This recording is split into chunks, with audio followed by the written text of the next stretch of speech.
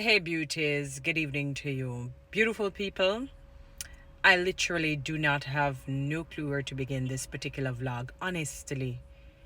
I mean, I wondered if I watched the Rolls Royce of preachers this afternoon, beginning at about 2:30 p.m. They're about to, let's say, almost 6 p.m. It was a message and a half, or messages and halves. I am stunned, to say the very least. I'm almost dumbfounded. Literally, I don't even know what to really say. I mean, Bishop, the Apostle, Reverend Dr. the Honorable Nigel Clarke. Wow, he gave such a rousing message today. I'm sure that lives were even transformed, and he even made the quotation, as the good book says, basically be your brother's keeper. What a message today from Dr. Nigel Clarke. What a message. Dr. Nigel Clarke, I was looking forward to your reading out of paper, but maybe that's played out because you did that last year. I was looking for you with those little things that you used to count, those colorful coded things. Like you have some lines going, and then you have the different color codes that symbolizes different things. It helps with phonics, when people are learning how to count, learning how to read and write, especially children. And he had brought that last year. But, he never needed to bring in his theatrics. His voice alone was theatrical, to the point where he borrowed his opponent's very famous, and the potent slogan, time come. Time come. They had to just chuckle. He said, as I like, time come. And Dr. Clarke mentioned so many things. This time I decided that I wouldn't write down, because I believe me, people, I was a little bit biased in listening today. I really was listening to hear, particularly right now, what he would have done for the public sector workers primarily. I really was looking forward to that, to be honest with you. And forgive me, I'm human. Every area that means something to a particular individual, they will tend to look out more in that area. He said quite a lot. Moving from, the guarantors no longer will be needed for the Student Loans Bureau, mentioning that the Prime Minister was one and some other people benefited from it. He talked about, some, the pensioners who earn, I don't remember at what amount, but the tax threshold would move up for them. He mentioned something that I will say I like in terms of the custom. When you're purchasing goods online, anything over 50, you normally charge custom fees. Well, as at April 2024, it would be $100, which I think is fair. That's fine. And in terms of purchases, anything above $500, you definitely would be charged again. So he had moved it from the 500 US to 1,000. Fair for me. What else did he mention that was salient, in light of the people in general? I can't even remember right now. I know after a while I'm going to do another video. Some of them will come back to me. And then, upon his closing, he says that he has moved the income taxes threshold from 1.5 to 1.7. All right, first of all, let me put in this disclaimer so that you understand my ignorance. I am no economist. I'm no mathematician. I'm no good with numbers like that. That's not my area of speciality. It's just not my area. I wasn't wired that way. However, I'm just a little bit curious as to, you talked about, being your brother's keeper and, everybody benefiting, and 7 years you have introduced consecutively, you have introduced no new taxes.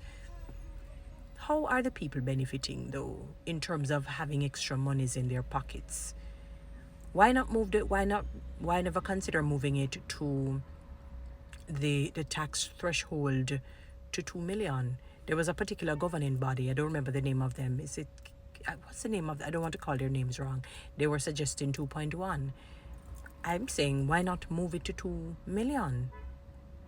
Remember the people years ago, one of the very famous, and feisty, I call him. It's a politician that I like, don't get me wrong, said that anyone earning under $500,000 barely scraping, you know.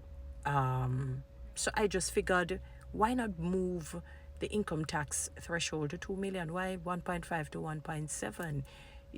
Everything has to be bit by bit by bit, little by little by little.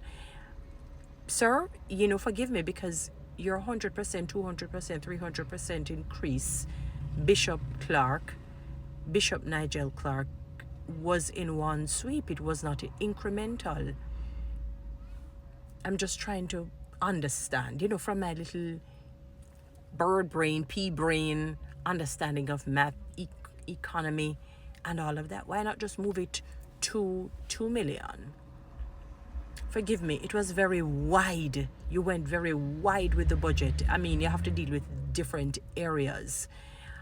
I don't know if maybe, there's going to come another, sitting house where you'd speak specifically to areas that really relates to the compensation package, because you kept alluding to a lot of things, generalizing things and saying, oh, in time.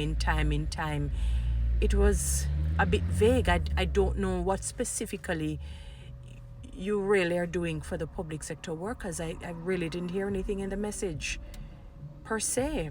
I'm still trying to fathom all of what you've said, because my ears were tuned to your message, to your preaching today from the word of common God. So I try to understand, Dr. Clarke. We're really trying to understand how will the public sector workers benefit. We have to just keep it real, keep it simple. The KISS principle, keep it simple and sweet. Something like that it means, yeah. How will they benefit, sir? How will the public sector workers carry more monies in their pockets? Because as much as, yes, we want the roads to fix, as much as we want education, as much as we want light, water coming through our pipes and so on, people can't eat the roads. You hear, sir? They can't eat the pipes, them can't eat the lights. How will more monies come into the public sector workers' pockets? Remember, the president of the Jamaica Civil Service Association says they have been trying to get through to the Ministry of Finance for a while. They should have had a meeting in January, to talk about the passenger mileage, the monies. I didn't hear anything about that. I didn't hear about any back money that should be given, certain benefits. I just hear a lot of generalizations of 2020 fiscal years of 2022 to 2023, 2024, 2025, and so on. But yet we're not hearing how will the public sector workers get more monies in their pockets. Sir, they can't eat the roads. Please understand that if the road could have bad, so till it could have gullies in the gullies itself, people can overlook that a little bit easier than to overlook the holes in their pockets. They can't overlook the holes in their pockets. A man or a woman they do not want to know that when they're going into the supermarket, they're constantly having to be putting back things. They can part pay certain utilities, loans, whatever it is that they may have. They're tired of it, Up to now, I don't hear you telling the people how to have. Why is it that $20,000 that you talk about, the tax reverse?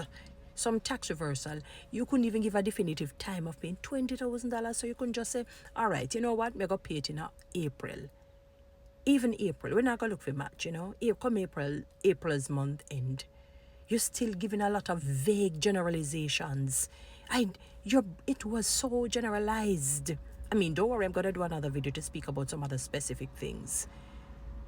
Guys, Follow me on TikTok. Subscribe to my YouTube channel, please.